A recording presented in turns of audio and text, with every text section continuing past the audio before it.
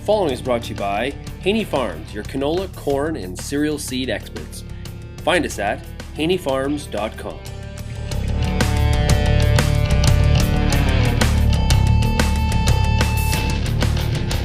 We're joined right now on RealAgriculture.com by Tony Demarin. He is the President and Chief Investment Officer with Blue Chip Value Asset Management, and he is based in Winnipeg. Welcome today, Tony.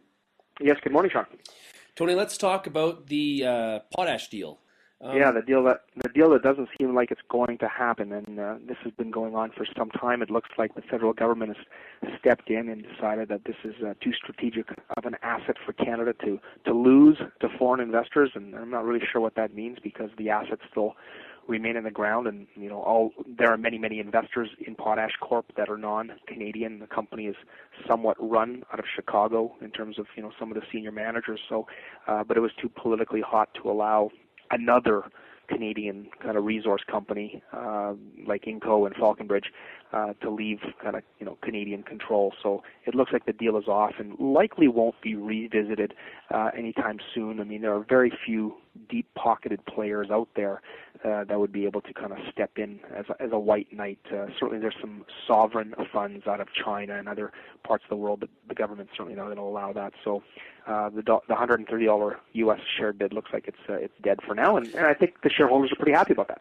So I guess one of the questions is was this a good deal for the shareholders, or should the bid have been higher? Well, but, it would be a good deal for the shareholders if it went out at $140 or $150 a share. I mean, 130 was considerably low, and many believe that BHP was probably going to come back with a higher dollar amount, but they miscalculated on the political response. Potash Corp did what it could to kind of generate outside interest to get a bidding war going.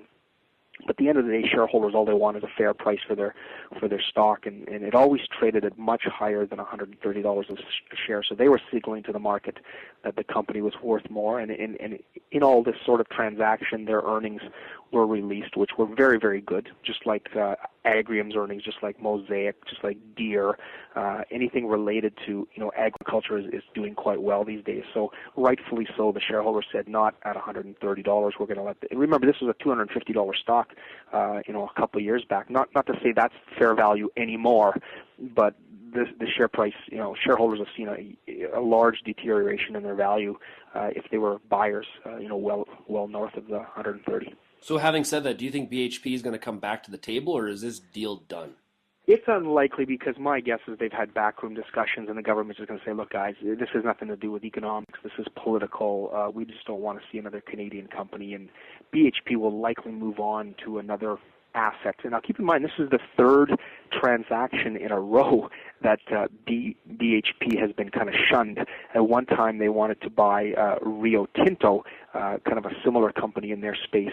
And there was actually a third transaction they were pursuing in the past that never did come to fruition. So they do have a lot of resources, and they may go after an oil company or some other resource names because they definitely have the balance sheet and the cash flow to do that, but unlikely that Potash Corp is in play now. In fact, investors are going to lose a little bit of what we call a takeover premium that will likely never reappear again, knowing that the government has kind of said no, and I'm not sure what conditions would allow the government to say yes, because BHP is a friendly company based in Australia. This is not, a Chinese state-run company where, there could be some political motivations there. So unlikely that it's going to have to trade on its own merit now. It's going to have to trade on its cash flow and its earnings, which will likely remain good as the demand for this commodity, like all commodities, are going to continue to grow over the next few years.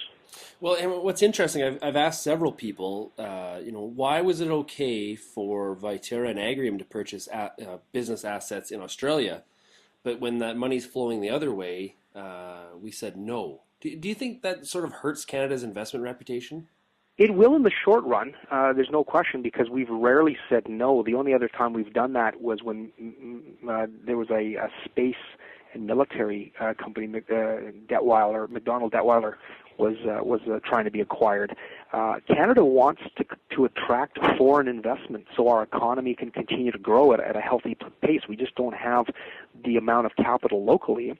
And secondly, Canada has been on an acquisition tear outside this country. The Canadian banks are certainly picking up, smaller assets around the world as other banks shed some of their non-core divisions. And you mentioned some of the Australian transactions with Agricor and Agrium, Viterra. So in the short run, it's a puzzler for some investors why the government went down this path. But I guess they just didn't want to see one of the last few large resource companies fall out of Canadian control after Falconbridge and Inco and some other mining companies that have been taken over. So hopefully that'll be the end of it. And Canada tried to spin it in a way that this is a very specific situation. This is a unique asset.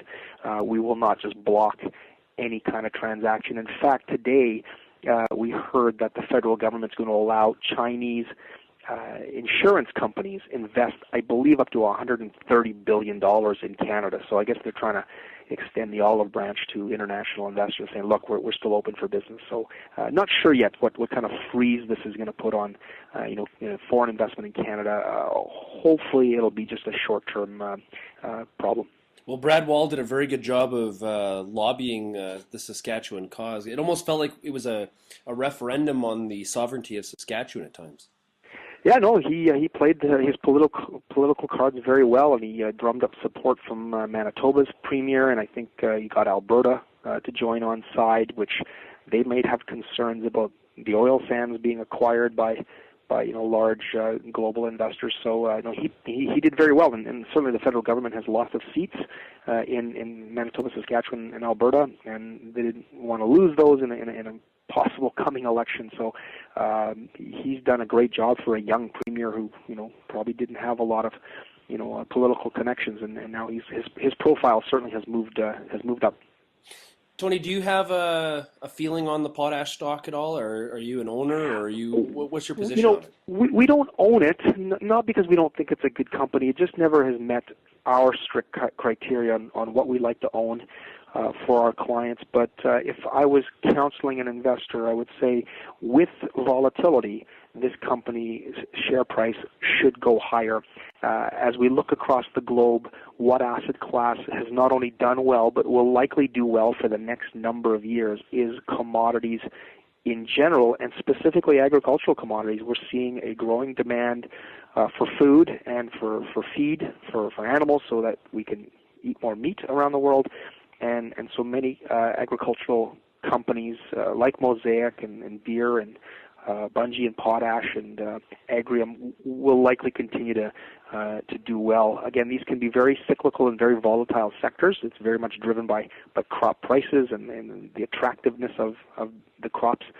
So if there's dollars in the farmer's jeans, they will spend the money on equipment and fertilizer, and there's just a growing demand around the world. And as the U.S. dollar continues to decline, that will put continued upward demand pressure for these. So shareholders should be comfortable that this company will continue to do well over time. Yeah, Tony, my last question: if that bid had been like $155 or $160, do you think it would have been a lot harder for the government to say no?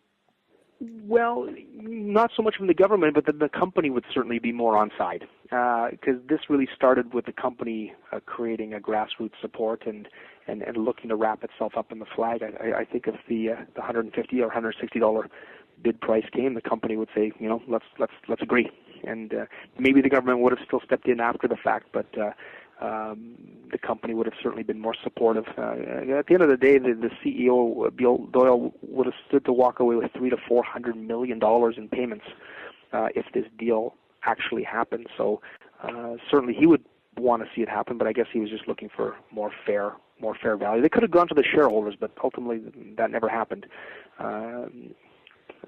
So I don't know if the government would have stepped in if there was less support from the company. Sounds good. Tony, thanks a lot for joining us today. If anybody wants more information on Blue Chip Value, they can go to www.bcvfinancial.com. Thanks a lot, Tony. Thank you, Sean. Take care now.